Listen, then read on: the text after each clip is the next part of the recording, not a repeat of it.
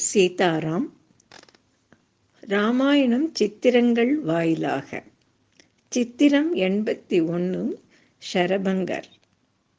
ஷரபங்கர் ஆசிரமத்தை அவர்கள் நெருங்குகையில் அங்கே ஒரு ரதம் பூமி மீது சக்கரங்கள் பதியாது தயார் நிலையில் இருப்பதை ராமர் கண்ணுற்றார். அது இந்திரனுடைய ரதம் என ராமர் யூகித்து லக்ஷ்மணர், சீதை இவர்களை சிறிது தூரத்திலேயே நிற்க வைத்துவிட்டு தான் சென்று அறிந்து வர புறப்பட்டார். அதே சமயம் இந்திரனும் ஆசிரமத்திலிருந்து வெளிப்பட்டு ராமர் அங்கே வந்திருப்பதாகவும் தற்சமயம் தான் அவரை சந்திப்பது அவரது குறிக்கோளான ராவண வதத்துக்கு இடைஞ்சல் என்பதால் உடனே அந்த இடத்தை விட்டு செல்ல வேண்டும் என தன் பரிவாரங்களுடன் ரதத்தில் புறப்பட்டான். அதன்பின் ராமர், சீதை முதலானோருடன் ஆசிரமத்தை அடைந்தார். ஷரபங்கர் அவர்களை வரவேற்றார்.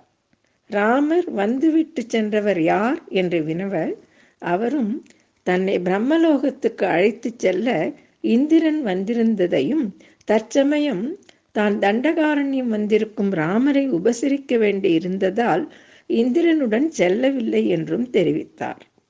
பின் தன் தபஸ் முழு பலனையும் ராமருக்கு அர்ப்பணிக்க தான் காத்திருந்ததையும் குறிப்பிட்டார்.